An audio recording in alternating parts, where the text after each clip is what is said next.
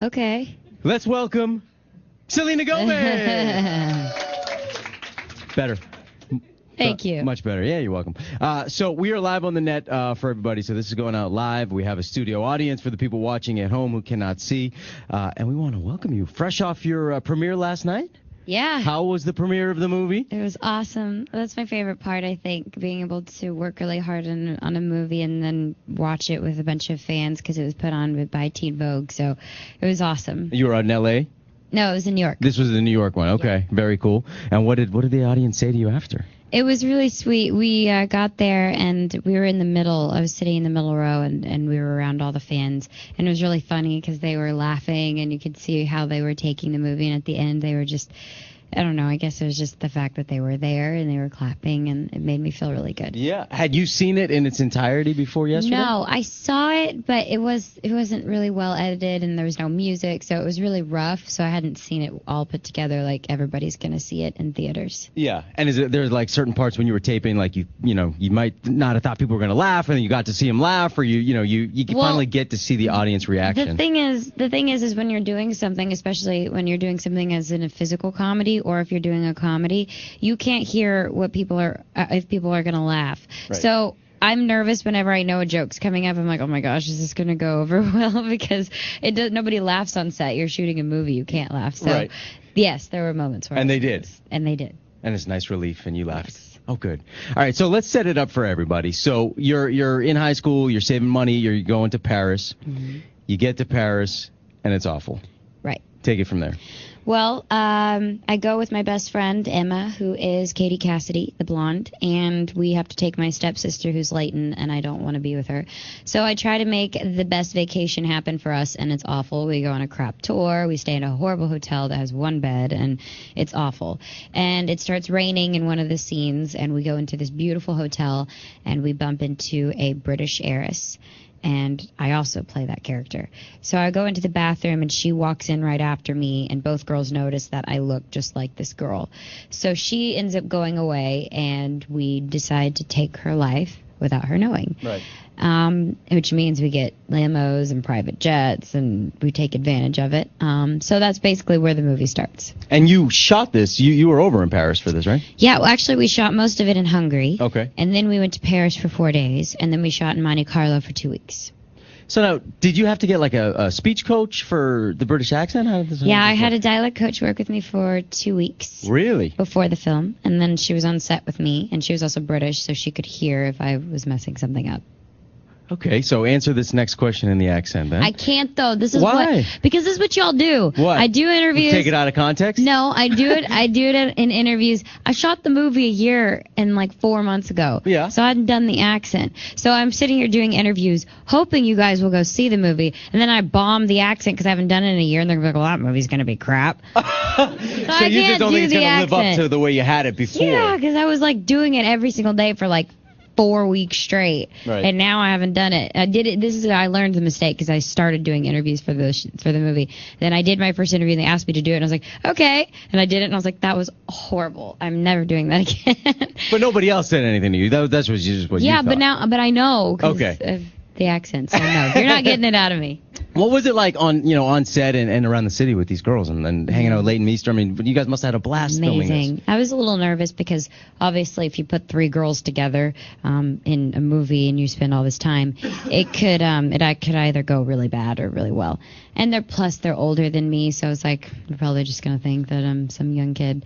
But they were the best group of girls I could have ever imagined being paired with. They were so sweet and so amazing, and just like, I guess, older sister figures to me. I could tell them anything, and we went shopping, we went to dinner, we went and listened to music. It was nice. And did you actually get to experience the cities? I mean, sort of like studying abroad, or were you like on the set 24/7? We were on the set most of the time, yeah. But most of the time the set was on location, so we were on these beautiful places. We shot on the Eiffel Tower, and we had the entire Eiffel Tower to ourselves. Right. So we woke up at 3 a.m. and had to go do hair and makeup, and we got to the Eiffel Tower, and we got to watch the sunrise from the Eiffel Tower. Wow. So obviously we got to experience the place while we were working. Yeah. Mm-hmm. That's unbelievable. Is it as romantic a city as everybody says? Yes. Yeah? But I felt very alone.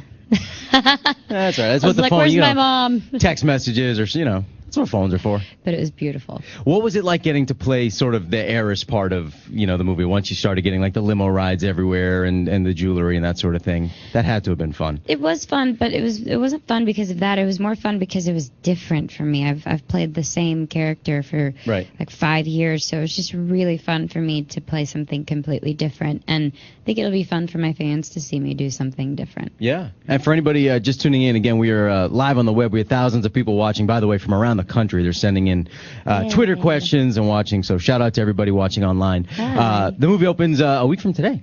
July 1st. Next Friday, baby. July 1st. Mm-hmm. You ready? I know. Yeah. As ready as you'll ever be? Yes. All right. So listen, we have a lot of questions. Oh, my God. We have a lot of questions. We're not going to get to all these, but these are people who have been sending them in online for you. Okay. Asking all sorts of questions. I haven't seen these, so they might be about all different things. TV. What's been your favorite movie or TV show to work on this far? I haven't had that much experience, so I mean, obviously my TV show meant a lot to me, and it was my life, and it gave me many opportunities, so I guess the show. Okay, we have a question from San Diego, California. Shout out to San Diego. Question from Ben. He read that you had to learn to play polo for the role. What was that like? I could ride the horses. I was not afraid of the horses. I loved the horses. I was horrible at polo. I was awful. I did 2 hours every morning of training, and I could not get it. And it probably didn't help because my trainer was kind of cute, so it was a little distracting. You were distracted the whole time. Yeah, but regardless, it was really hard for me to get that. And they had to rewrite it in the script where I was not supposed to be good. That's how bad it was. And you could play that part pretty good. Basically. All right, good. We have a question from Marlboro, Mass. Patrick wants to know, what has been the hardest part of being so famous at a young age? Would you encourage others, such as her 8-year-old daughter, to pursue her dreams as an actress, even after all you've been through? That's a good question. Yeah, it is. I mean, if that's what they love. I mean, I've had like kids come up to me saying that they want to be famous, and I look at them and I'm like, you don't want to be famous, just like you don't want that. I don't want to be famous. I just want to do what I love. That's all that really matters is being able to do what I'm passionate about. So it's just kind of a bonus, I guess. So I feel like if you are 8 years old and you want to be an actress, if you love it, then absolutely go for it. So there's like, if I could paraphrase, there's crappy side effects. Yeah. You get to do what you love, but I mean, especially obviously these past few months, I mean, everybody's trying to get into your personal business. I mean, if you knew like a year, 2-3 years ago before all this really, really blew up, would you have continued that path, to do what you love? Yes, because I couldn't picture myself doing anything else. I mean, there's a lot of stuff that's not necessarily amazing and fun, but I would have kept going.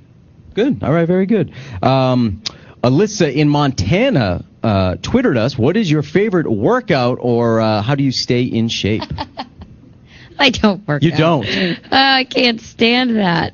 You can't stand working out. So is it? Do you just watch what you eat, or do you have like a great metabolism? No. Well, I'm sure it helps. I'm 18, 19 in less than a month, but I run around on stage. I do an hour and 15-minute set on tour. Yep. Especially this summer, I'm going to be doing my first tour. We're going to have dancers. We're going to have costume changes. So that's basically my workout, which is kind of dancing, I guess. Gotcha. We have a question from a classroom who twittered this in Dallas, Texas. What is your favorite school subject and why? I was horrible at math. Still am. I'm absolutely awful at math, but I really loved English and I loved biology. Did you have to get any tutors like on the set of this, or more? I graduated about 2 weeks before I started filming that. Oh, okay. Mm-hmm. Perfect. Well, congratulations on that. Thank you. Let's see. You are such an inspiration to my kids. How are you able to not go under peer pressure and make bad decisions? Because of your kids. You have them in the back of your mind at all times. Yes, but not in the sense of I think I'm a role model. I just feel like they've made me better. I mean, there's so many decisions. Like, I mean, there was a point in my career where there was a lot publicly happening, and I just remember thinking, I really don't want to disappoint these people. I don't want to hear them say horrible things about my character. So if anything, they've just inspired me to be better. So, yeah, I guess I am aware, but I also live my life the way I want to. What do you think? Because, I mean, you see it go from good to bad a lot, and you've managed to obviously stay away from that all, which is really hard. And I think, she's complimenting you. What do you think, or, a few years ago, like when Britney went way downhill? I mean, do you feel bad for them? Do you see how it could happen? Flashing, underwear, getting out of limos nonstop, all of a sudden First of shaving her all, head. can't talk about Brittany because I'm Team Brittany. You love her, all right. I love her. Fair enough. We got some Britney fans in the house. I will always support her. No, I just see that. I just understand it, though, Right. sometimes. Obviously, it's never been that chaotic because Right. she has to deal with it a lot more than I think anybody has to.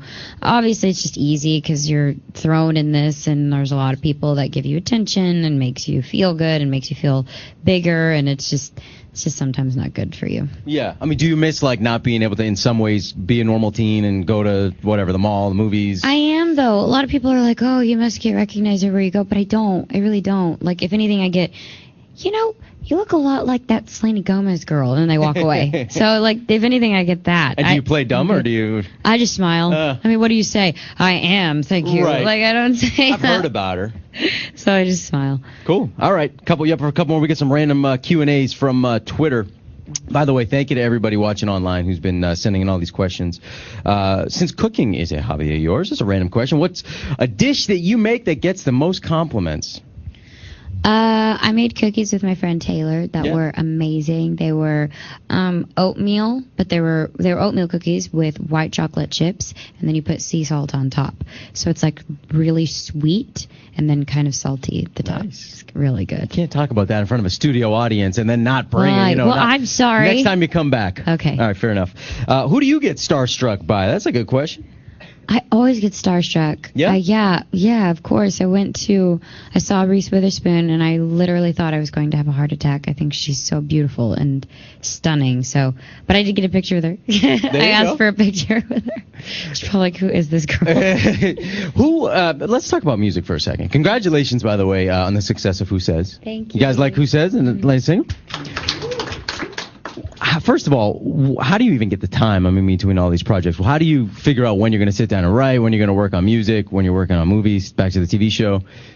Well, actually, while I was shooting this, I was working on my second record. So, you were? Yeah, there were days where I had light shooting days where they were shooting most of Leighton's stuff or Katie's stuff, like solo. So I went into the studio most of the days, and I would record. I've actually never been able to go into a studio, sit down, and write. It's always come to me at really random times, and or I don't ever have time.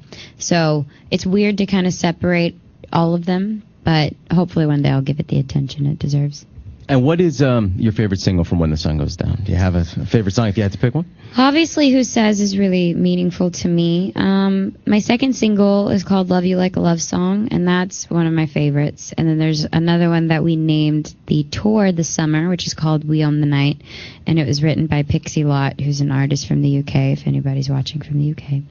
And I love that song a lot. Nice. Okay. Here's a question from another local singer who wants to know, have you ever forgotten the lyrics to one of your songs on stage in concert? What do you do? Yes. How do you recover from that? Oh, gosh. I forgot the lyrics to my song Naturally, which was probably my biggest song that I had before Who Says. And it was hysterical. I started the song, and then I started singing another song of mine called Tell Me Something I Don't Know. And that's the lyrics I started singing as soon as we started the first verse. So I had no other choice. I wasn't going to continue to sing. I just started laughing, and I was like, please stop the song. And they stopped, and I laughed, and I was like, okay, let's just try this one more time. And then I continued to go.